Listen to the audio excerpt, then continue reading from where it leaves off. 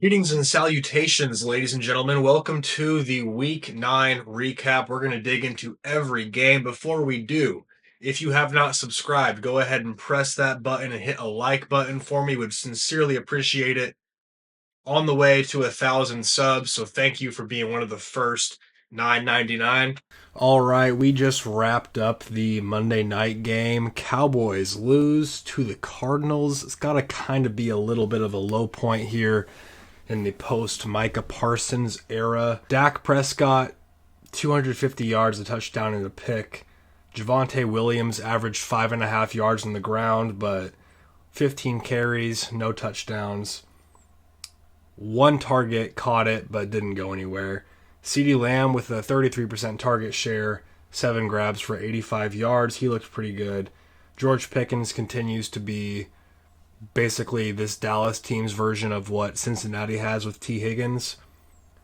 Like weekly top 5 upside every week with a pretty high floor.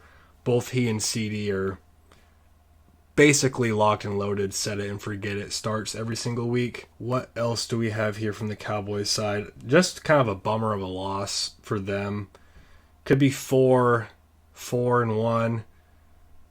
heading into week 10. Instead, you're 3-5-1. The only thing that separates you and the 3-5 Cardinals is a tie. And that's a Cardinals team without their starting quarterback. Are they better with Jacoby Brissett than Kyler Murray? Jacoby Brissett was pretty good tonight. 261 yards, 2 touchdowns, 0 interceptions. And when I say that, I mean Kyler Murray can do a lot of things that Jacoby Brissett can't do. But it does feel like the Cardinals seem a little more put together and just structured and on rhythm when Jacoby is back there. Now, that's probably unfair because this is the Cowboys defense, which most quarterbacks have looked really good against, and if Kyler were playing, maybe he winds up putting up some stupid numbers. With Trey Benson coming back next week, I assume this is why they're going back with Amari DiMercato as the main back. Remember, early in the season, when it was just Benson and him, right after James Conner got hurt, Benson took the first and second down looks, and DiMercato took the third down looks. That's how he got. I think it was just a one-game sample against Seattle. I guess they're kind of maybe working him back up. He looked pretty good. I hope Trey Benson and think Trey Benson's going to take the lion's share of the carries, but maybe they'll split it 50-50 with him and DiMercato. Biggest story of the night is Marvin Harrison Jr. getting double-digit targets. Kind of crazy seeing what his dad said about not being able to watch the offense, and you can quote me on that. Like, those are some harsh words. It almost seemed intentional, and again, maybe it's just because they're playing the Cowboys defense. It almost seemed intentional that they came out and got him a healthy 10 targets, 96 yards, touchdown. And then Trey McBride's going to be Trey McBride. 9 targets, 5 grabs, 55 yards, and another touchdown. So it's kind of all I got from there. Trey McBride, we know who he is by now. He's a top 3 tight end. And then Marvin Harrison Jr., probably a low-end wide receiver too, but has better upside. And honestly, like all teams who are contending, you should be looking to have a handful of guys who are low-end wide receiver twos. Those guys have high floors, and they need to be in your lineup just about every week. In most matchups, I would say Marvin Harrison Jr. needs to be in your lineup, but you're not expecting wide receiver 1 numbers from him. Although, on any given week, as he did this week, I'm sure once we check the stats, he finished as a wide receiver 1 in week 9. Maybe the craziest game of the year when it's all said and done. Bears at the Bengals. Main fantasy takeaways are you can go ahead and fire up just about anybody against the Bengals. Obviously, that was not the case for those of you who have Roma Dunze, and that's a massive bummer. But DJ Turner has been a good corner all year long. I guess he does a good bit of shadowing. Roma Dunze did have a ball thrown just behind him in the end zone. It hit his hands. Caleb was a little upset about it. He could have had a better day, but a bummer. I don't think overall this is something I'm worried about for Roma Dunze. This kind of looks like an outlier, an anomaly, if you will. What might not be an outlier or an anomaly is the increased receiving production from Colston Loveland recently. Obviously, this hasn't really been building, at least it hasn't been building gradually. He has been getting more targets week after week, even as Cole Kmet has come back from injury. But he kind of blew up in this game. 6 grabs, obviously the career long and game winning 58-yard touchdown, scores twice. Can we expect boom performances like this from him every single week? No, but is he someone we can start talking about as maybe a tight end one, low end tight end one? I think so. I think that's fair. Um, Rookies, sometimes you have to be patient with. We're seeing that with Matthew Golden, maybe an extreme version of that with Caleb Johnson. Probably not going to happen this year if he ever does deliver on his expectation. Moving down the list, DJ Moore throws a touchdown and rushes for a touchdown. So good game from him. His best game of the year. And then Olamide Zacchaeus probably messed that up. Been a really pleasant surprise. Ben Johnson evidently likes him a lot. He's had pretty consistent target share all season long. Um, and then again, just want to circle back to Rome Odunze. I'm not worried about him long term.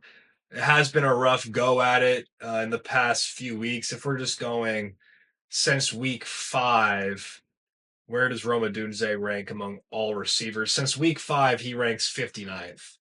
If we're going over the course of the season, though, he's still top 20 guy, just not the top 10 guy that we thought he might have been. I think in reality, he's probably closer to like 15 to 20. Before this week, he was wide receiver 14. So he has another good game next week. He's probably right back up in there. For the running game, Kyle Manungai had an absolutely insane day. 26 carries, 176 yards. They trusted him to handle about 75% of the snaps yesterday. He ran a handful of routes. How many routes did he run? 24 routes, saw 4 targets, lost some of the 2-minute work to Britton Brown, but I think that Kyle Manungai is this going to be a Rico Dowdle Chuba Hubbard situation? I don't know. I don't think so. I think DeAndre Swift and Kyle Manungai have enough like complementary skill sets to where they can both be used and both produce, but definitely stock up for Kyle Manungai. I wouldn't panic on DeAndre Swift, but I would maybe lower my expectations a tad moving forward. Over to the Bengals. What a absolute what's the word? Masterclass from T. Higgins. That T. Higgins had one of those box scores where if you just look at the stats, it looks awesome, but if you saw how he did it, it looks incredible. His catches, his ability to concentrate, the strength of his hands, just absolutely masterful work by T. Higgins.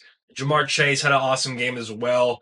Not quite what we have come accustomed to the past few weeks, but if you're getting 8 targets, you're grabbing 6 of them for 111 yards. Like, you can't really ask for more than that. Chase Brown, 14 targets, 75 yards. Andre Josivac, basically, both these defenses are god awful. Flacco and Williams were throwing the ball all over the yard. I don't know if Zach Taylor makes it out of this season. It's kind of crazy because I don't think the Joe Burrow injury is hurting them right now at all. Like they're putting up insane numbers. Again, Joe Flacco, 470 passing yards. Like he averaged 10 yards in attempt. 10 yards in attempt, not 10 yards per completion. I repeat, 10 yards per attempt. That is absolutely nuts. Rushing, I guess Samaje Perine got hurt. People had pointed that out to me. When I release these rapid recaps, I can't possibly have all the context because I'm valuing how quickly can I get this information out to you. I know I like to consume information as soon as it ends.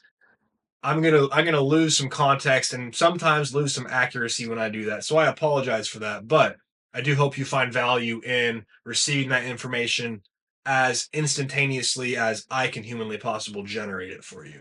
I'm maybe also biased in the sense that I felt Chase Brown was due for a pretty big comeback. Past 5 weeks, he was a top 20 back, and in 4 of those weeks, he had scored double digits. So I'm still pretty high on him going forward, regardless of what the snap share looks like with Samaje Perine. That's been more even than it had been in the past, but I don't think it's really going to impact Chase Brown. I think he's a top 20 guy moving forward the rest of the season. And I think that's being a little conservative. All right, another surprising game was the Vikings 27, the Lions 24. JJ McCarthy completed 14 of 25 passes, only 143 yards through the air. He did throw 2 touchdowns. One of them was to Justin Jefferson, the other to TJ Hawkinson. Throws a pick and also scrambles in for a touchdown as well. So from a fantasy standpoint, kind of similar to what we've seen from Jackson Dart, pretty good. From a real life standpoint, I understand he had the big time throw to Jalen Naylor for basically the game. Like, not an easy throw. Giving credit to JJ McCarthy there. I still need to see him piece things together to feel confident about any receiver not named Justin Jefferson. Jordan Addison, for instance, got 4 targets, only caught 2 of them, 48 yards. Pretty big bummer, but I was kind of down on Addison now that JJ McCarthy's back. Justin Jefferson, 9 targets, 47 yards, scores a touchdown. Even if he hadn't, he's still getting you 10.7 points in PPR without the touchdown. Aaron Jones, I guess, had taken most of the carries until he got hurt. Then Jordan Mason came in. Aaron Jones was averaging 8.7 yards a carry prior to leaving.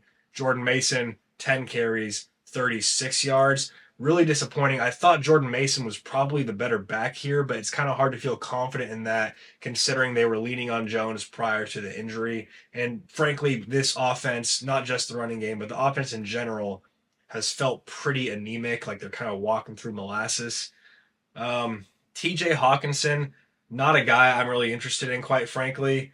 Maybe he starts to pick up some chemistry with JJ McCarthy, but I don't really see it. I'm not rushing to get him on my team or anything.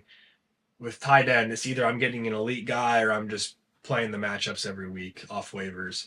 For the Lions, Jared Goff, 25 of 37, 284, 2 touchdowns. One of them to Sam Laporta, who was just a monster on that 40-yard touchdown early. And J-Mo, we talked about earlier in Green Lights, Red Flags. John Morton, I believe that's his name, their offensive coordinator, said that he quote-unquote failed him by not getting him the ball enough. That's pretty strong language, saying you failed a player. And they made right on that. 6 targets, which isn't great, but good enough when you have a guy who's that efficient on a per touch basis. And you saw on one of them, he ends up scoring a touchdown, 66 yards total. Jameson is still pretty boomer bust, but this is encouraging to see this performance followed up after they said they failed him. From a running back standpoint, giving Jahmyr Gibbs only 12 opportunities kind of seems like malpractice. I don't have a ton of context as to why that may have been the case. If I'm going to team stats and looking at time of possession, they had the ball for longer than the Vikings did, 31 minutes of time of possession. I guess they couldn't really run the ball. I guess we can give some flowers to Brian Flores there. They only had 3 rushing first downs all game. They were 5 of 17 on third downs. Kind of just seems like their offense was stuck in the mud all game long. So 10 penalties doesn't help. Kind of just got to chalk it up to a bad day and move forward.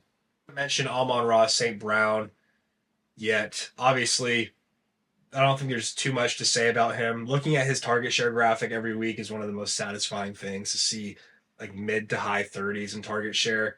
It's pretty crazy. He's been rock solid and has outperformed where you drafted him. I think he was going late first, early second in some leagues. I think one of the most fun stories and equally surprising stories of the NFL season has been Rico Dowdle. I was a huge Chuba Hubbard truther. I thought, hey, he got this big extension. He just came off a 1,200-yard season. He's going to cook again. It seemed like the opportunity was there for him, but Rico Dowdle comes in when you miss time and looks really, really, really good, not just once, but twice. Chuba comes back. You give him an opportunity to reclaim that role. He can't do it. You do it again the next week. He still can't do it. Then against a tough Packers defense, you go, okay, let's see if this is legit, Rico. And what does he do? He rattles off 130 yards on 25 carries. Scores 2 touchdowns. Is Rico Dowdle a top 10 guy the rest of the season? Is he a top 12 guy the rest of the season? B, just off the top of my head, guys I would rather have more than Rico Dowdle for the rest of the season. Christian McCaffrey, Jonathan Taylor, Jahmyr Gibbs, Bijan Robinson, Josh Jacobs, Devon Achane, Javonte Williams, maybe, Derrick Henry, Brees Hall, or Rico Dowdle. Gotta go Rico Dowdle. Did I say Jahmyr Gibbs yet? Ashton Genty, James Cook, Bucky Irving when healthy. So, like, let's say top 15. Like, he's probably a top 15 running back rest of the season, which is freaking nuts. From a receiver standpoint, Bryce Young only threw the ball 20 times. He's kind of the biggest winner in this. Bryce Young, like, no shade, I just don't think he's very good. And instead of people talking about how he completed 55% of his passes, 102 yards, no touchdowns, and a pick, we're talking about how the Panthers, like, shout out Dave Canales, they're 5-4, man. Like, they've been one of the cooler stories in the NFL this year. Xavier Legette, incredibly disappointing. I think, to Bryce Young's credit, Xavier Legette did drop the pass that wound up being an interception. First round pick does not look like a first round pick. For the Packers, they have to be, if not the most frustrating team in the league, top 3, because it seems like they continually have this pattern of playing down to their opponent. Like when they traded for Micah Parsons, and we already feel pretty good about the rest of their roster, if you told me, hey, Luke, they're going to have, a winning record all year long, they're never going to be 500 or worse, but they are going to lose to the Browns and the Panthers, I'd be like, what? And that's what we've done. Jordan Love can look amazing against the Steelers, who made the Colts look awful yesterday, but then comes back against the Panthers and has some of the truly most mind-numbingly idiotic-looking plays I've seen in a minute. Just like YOLO throwing a moon ball to triple coverage, or scrambling around like I don't even know, and then just throwing a pass that goes off a DB's hands that should have been another pick. Just crazy. More positive, Josh Jacobs. Don't worry about Emmanuel Wilson. He's still going to get his touches every now and then, but it's more to relieve Josh Jacobs, give him a breather. If he's running well and Josh Jacobs is dealing with an injury like he was against Pittsburgh, it makes sense to let him rest it. 17 carries, 87 yards, and a touchdown. Maybe the best part about that performance is 5 targets, 4 catches, only 13 yards, but I love seeing that involvement in the passing game. He was second on the team in targets. Obviously, Tucker Kraft going down hurts big time. He was having an incredible season. One of the best seasons of all time in terms of yards after the catch among tight ends. Very exclusive list. He was on there with his success there. Confirmed today, out with an ACL. Romeo Doubs is getting consistently good involvement, so I would say that helps him, but he's already there in terms of volume. I think you can feel pretty good about Romeo Doubs as a wide receiver 3 moving forward as a flex play. I think the guys who are next up, Luke Musgrave, obviously, Christian Watson, Matthew Golden, I guess. If I had to rank the 3 receivers, I would go Doubs, Watson, Golden. When Jaden Reed comes back, I would probably go Doubs, Reed, Watson, Golden, and it hurts all of them.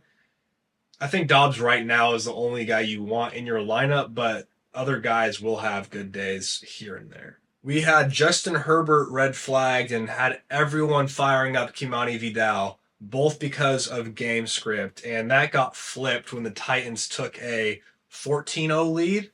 Was that what it was? They scored 14 points in the first quarter. They didn't go up 14-0, but they were up 14-7 at the end of the first quarter, and the Chargers kind of had to pass the ball a little more than I anticipated. And then Kimani Vidal, apologies for the mispronunciation, doesn't give you much. 12 carries, 30 yards. Jarrett Patterson was more effective on the ground. 9 carries, 44 yards. From a receiving standpoint, McConkey is asserting himself as the guy over the past 5 weeks. If you're looking at his target share graphic, the floor is 22 and the high is 42. He's been very consistent.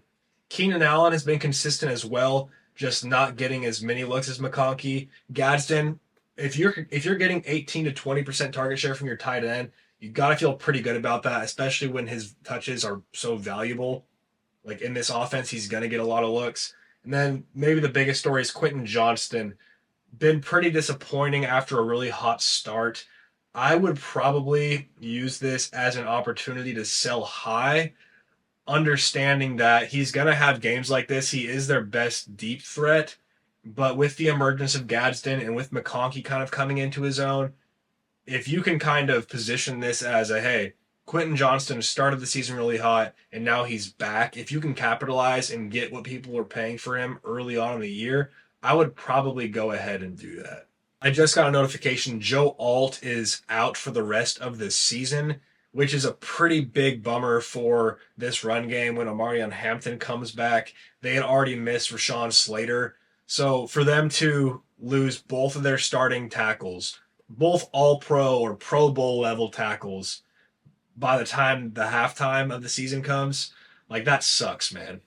That sucks. And then Omarion Hampton is not supposed to come back until week 12 at the earliest, per Jim Harbaugh. Titans standpoint, we'll keep an eye on Tony Pollard as the trade deadline approaches tomorrow. That will be Tuesday. By the time you're watching that, or by the time you're watching this, it will be the day of the trade deadline. If he were to get traded, both he and Spears would be stock up. But until then, neither are more than just desperation flex plays. And then Alec Iomanner, solid, I guess. But Cam Ward, man, he was really under-discussed throughout the whole pre-draft and post-draft preseason process because of the team he plays on. And I think it's almost under-discussed right now just how bad of a season he and his team are having. I think no one really cares about the Titans, and that's probably a good thing for Cam Ward right now, because if he was playing in a bigger market, the lights would be so incredibly bright. And not to say that would impact his performance. It's already pretty bad, at least looking at the stats and the few snaps I've watched this year.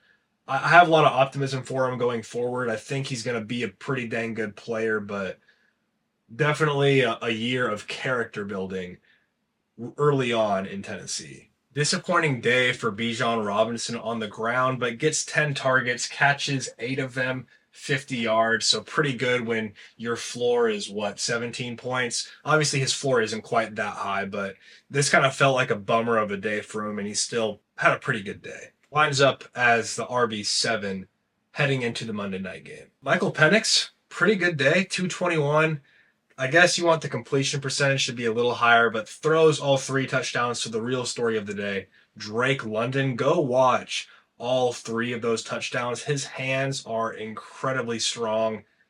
Went up and just came down with anything that went his way. 14 targets on the day, 9 catches, 118 yards. Just a truly awesome performance from Drake London. And now on the season, despite the bye, despite the injury, he ranks as the wide receiver 7. That's while playing 7 games out of 9 weeks. So pretty dang good return on your investment, for Drake London. 3 weeks where he's finished inside the top 6. Otherwise, as far as the Falcons receivers go, not much going on there. I think, Mooney had 1 target, and that's it. Their tight ends, Kyle Pitts had 7 targets, finished the week as the tight end 23 going into Monday. I still think Pitts is a solid, low-end tight end 1. He ranks as tight end 12 heading into Monday night, so he's someone I think you can still keep trotting out in your lineup, especially in good matchups. Him, Bijan, and Drake London, that's who this offense is going to go through. Darnell Mooney, I think you can go ahead and drop. He has not been as involved as you would like, and there's going to be better guys available for you out there. The Patriots, we had our first 50% plus opportunity rate day for Travion Henderson. He carries the ball 14 times for 55 yards. Gets 6 targets, catches 4 of them for 32. Terrell Jennings was also pretty involved, especially in the red zone. 11 carries, 35 yards, and a touchdown for him. Kayshon Boutte gets hurt early, doesn't come back. That kind of opens up the door for Demario Douglas to haul in 4 grabs for 100 yards and a touchdown. Stephon Diggs scores a touchdown in his 2nd consecutive week. If I'm ranking the Patriots receiving options, it still goes Diggs, Boutte, Henry, and then Douglas. Running backs, the Patriots' schedule looks really, really favorable. Ramondre Stevenson could be out for a little bit longer. I'll have to check on that. Let's actually do that right now. Not sure when he'll be back, but when he is, I think honestly he might be a good buy. Mike Vrabel seems to like him a lot. I might go try to buy Ramondre before he comes back, given this kind of surge in hype of Travion. The schedule just really easy, and Vrabel seems to like Ramondre. Pretty surprising development for the Giants backfield. Devin Singletary is kind of seen as a pass catching back, and Tyrone Tracy, although he can run routes and catch balls, he's kind of seen as more of like the prototypical first and second down back, at least for the Giants. But they had kind of flipped roles. Singletary had more carries and less targets. Tracy was less involved. I think that was pretty surprising.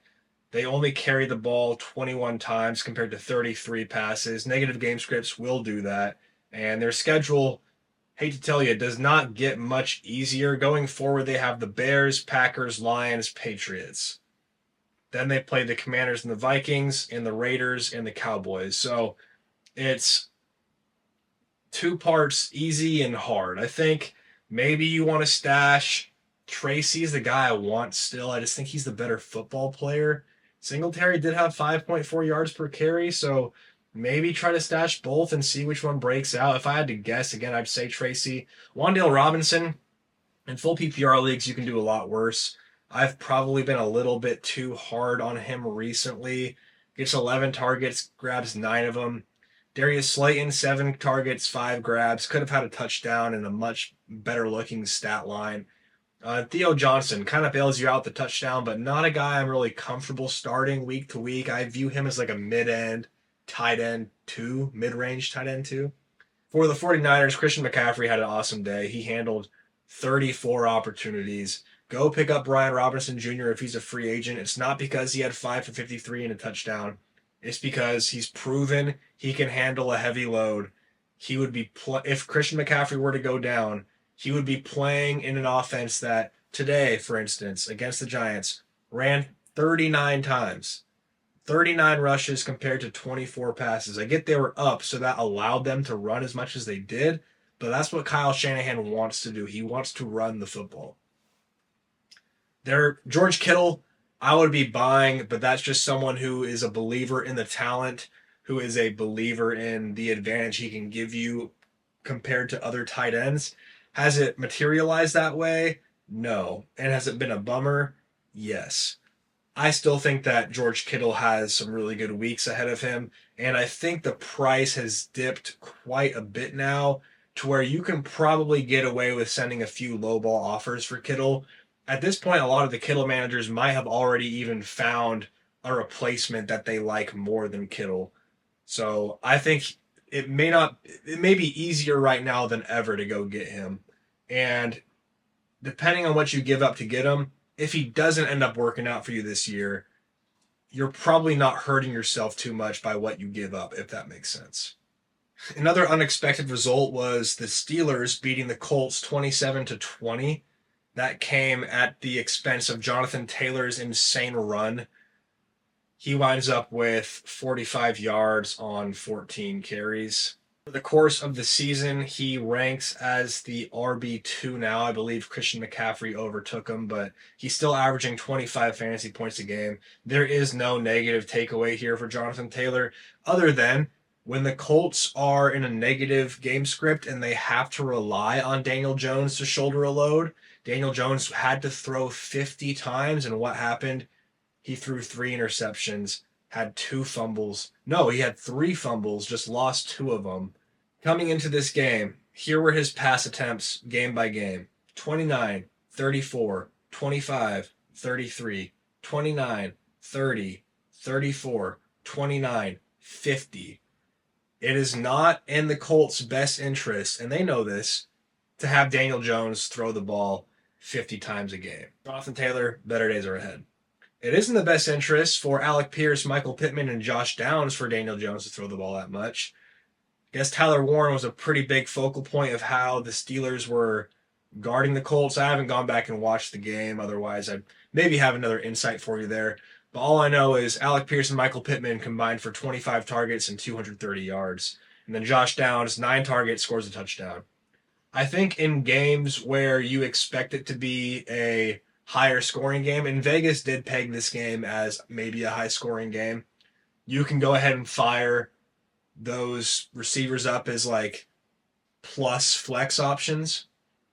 I would probably view them as low end wide receiver two options, or like when I say low end wide receiver two, I mean I wouldn't want them to be my wide receiver two. I'd want them to be my third wide receiver if you're in a three receiver league that starts three of them, or a flex. Like I'm fine with them in those spots.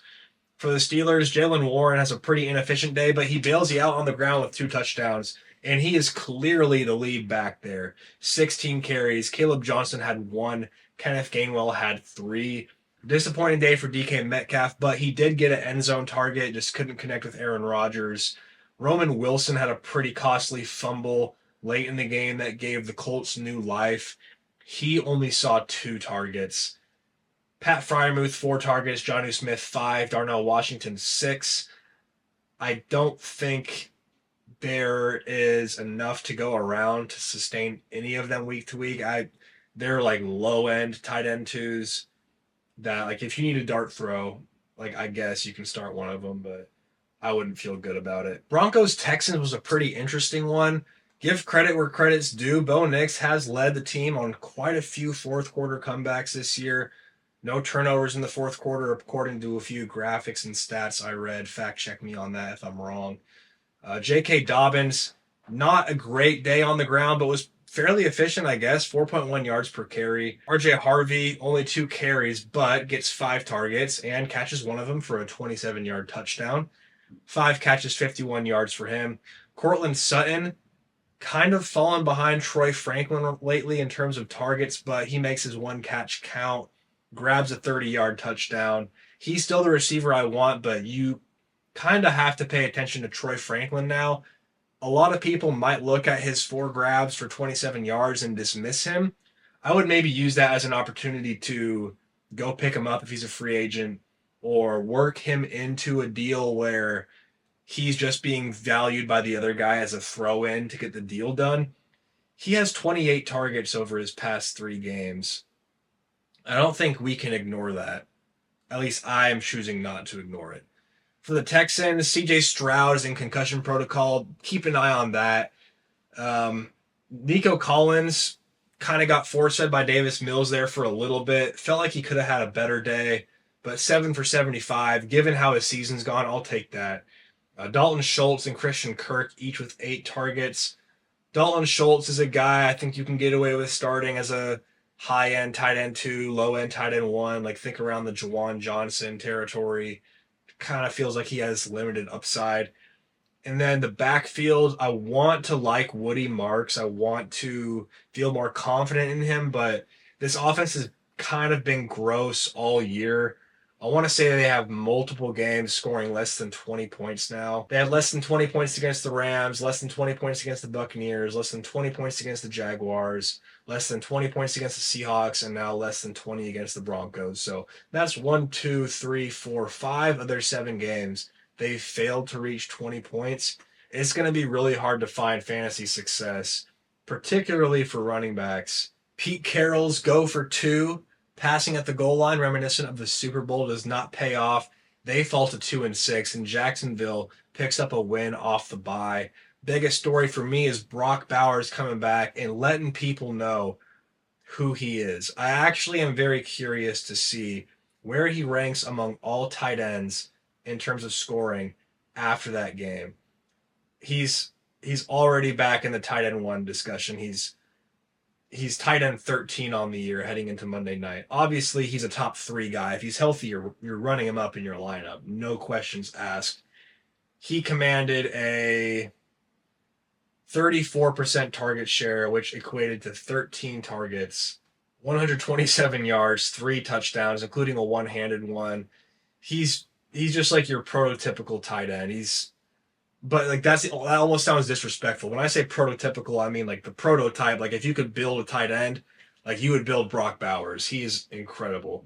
Ashton Genty, top 10 in running back receiving volumes since week 4. To see him get 5 targets, haul all 5 of them in, 47 yards and a touchdown is really good to see. And he winds up with 42 yards on the ground.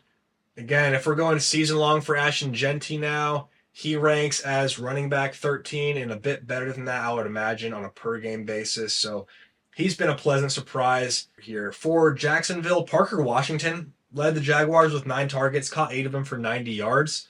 Brian Thomas Jr., 5 targets, 3 grabs, 55 yards. Pretty big bummer. Similar to Ashton Genty, Travis Etienne hauls in all 5 of his targets, gets 22 carries, looked better on the ground than his stat line would indicate. He did have 5 rushes inside the 5-yard line and could not convert on any of them. Bashal Tutin was able to do that. Trevor Lawrence rushes in a couple of touchdowns for what was otherwise a pretty uninspiring passing day. And then the quarterback on the flip side, Geno Smith, 4 touchdowns. Had to feel pretty good after whatever the heck that was against the Chiefs before the bye. Going forward, what are we doing with Brian Thomas Jr.? That's got to be a big question. I'm still rolling with him. Do I have lower expectations than I did pre-season? For sure. Like there's no denying that. But do I still believe in his talent? Yeah, you guys are probably getting tired of me saying that. I'm getting tired of believing it, but I'm not going to stop believing it. I got to just hope that he has a huge second half surge and starts to put it together. That's assuming he's healthy, which we don't know if he will be. Travis Etienne, I don't mind selling high, or at least selling while his value's still high. I'm just not sure how to feel about. He's been so up and down. He does have the role, and I do believe in the player, so I don't know if I'm trying to just talk myself out of it because of how rough it's been when it's been bad. But if I can get a player I think is a little less volatile for Travis Etienne, I might do it. Like if I have to go 2 for 1, like if I could get Ashton Genty for Travis Etienne and Troy Franklin, like I would do that. Maybe that's a whack trade that nobody would do in your league. Maybe it is. I'm not rushing to get rid of Travis, but I would entertain trades for him. Kyren Williams officially back in the RB1 conversation, not RB1 overall, but top 12 over the course of the season. 25 carries, 114 yards, and a touchdown. Don't trip about him and Blake Corum, neither of them getting a target. I know a big boost to Kyron's value recently has been his passing game involvement. He ran 22 routes to Corum's 8. Neither of them had a target. Puka Nacua is all good. Sean McVay said that they could have put him back in, but they didn't want to. Devontae Adams is Devontae Adams. He's an absolute monster. They've been using the tight ends a ton lately, but they're all pretty evenly used, so you can't really use any of them. I would have Blake Corum stashed if you have roster space, just because if Kyron were to go down, I think Blake Corum would be a pretty steady, solid RB2.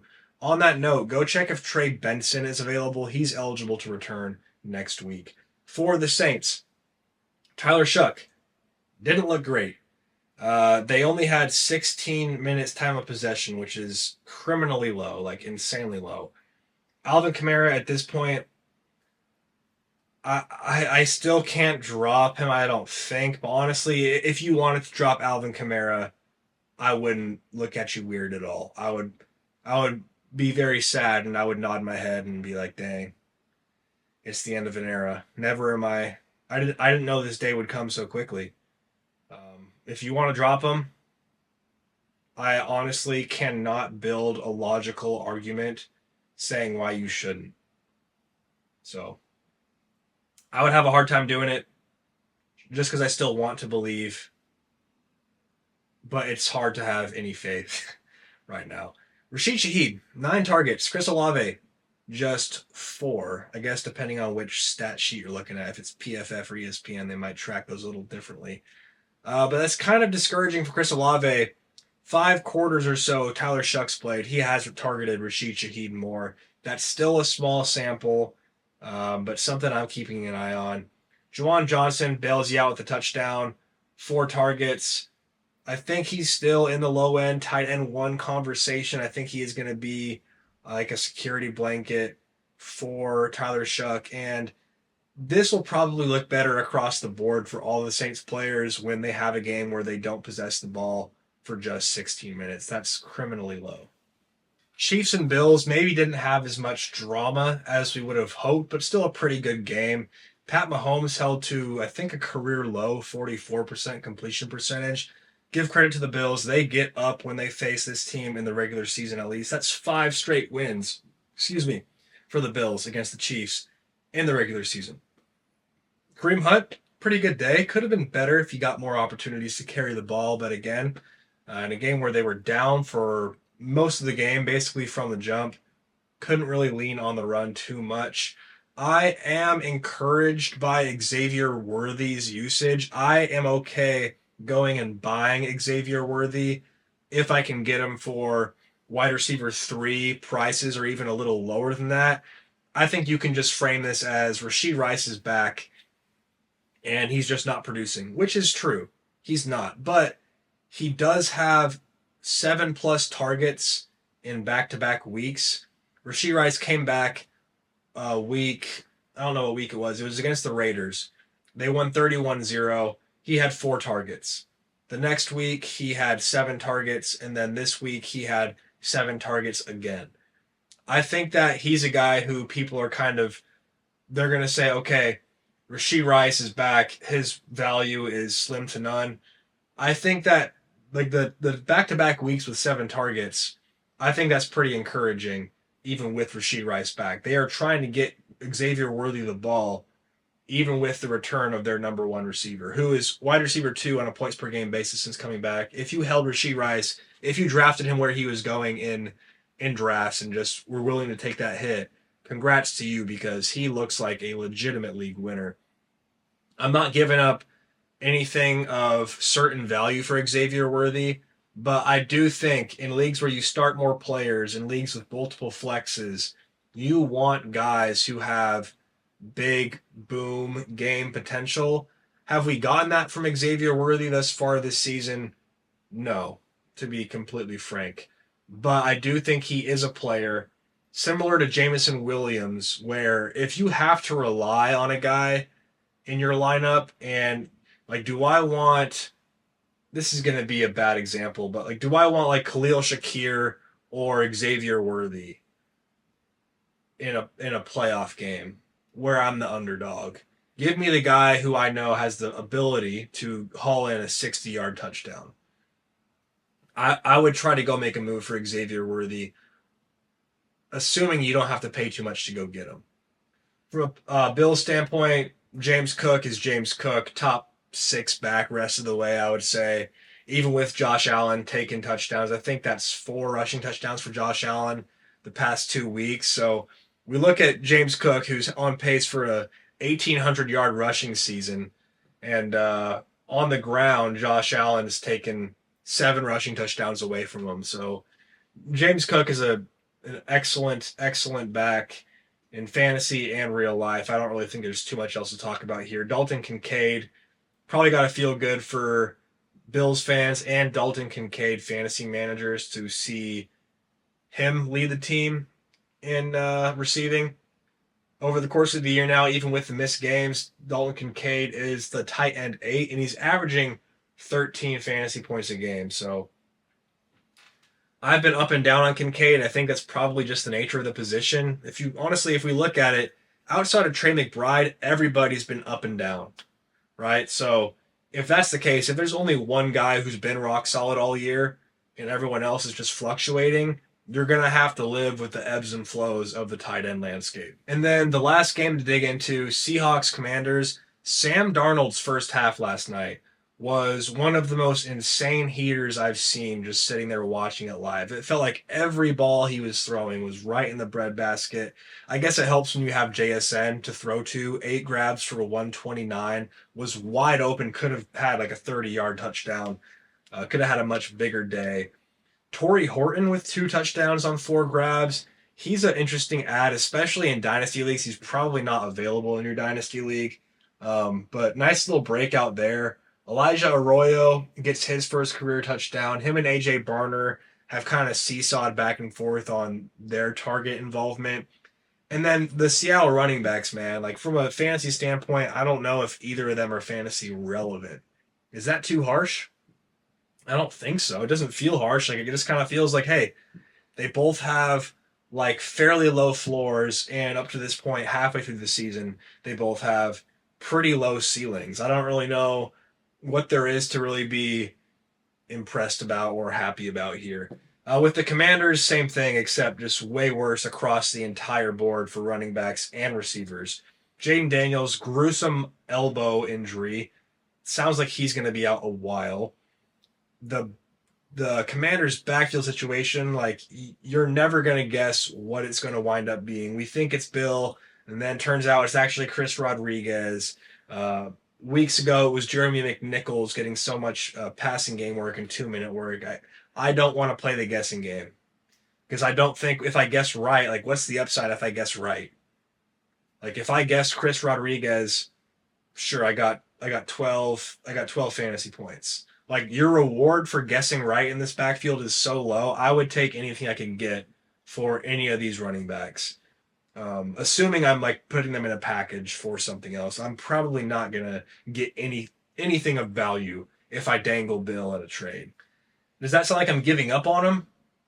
Yeah, and if he winds up having a really good second half, like I'll take the L there, but I'm just not willing to like trot him out in my lineup anymore. We can see what the schedule looks like. I know Seattle's got a really good defense. They play the Lions, the Dolphins, the Broncos, the Vikings, the Giants, the Eagles.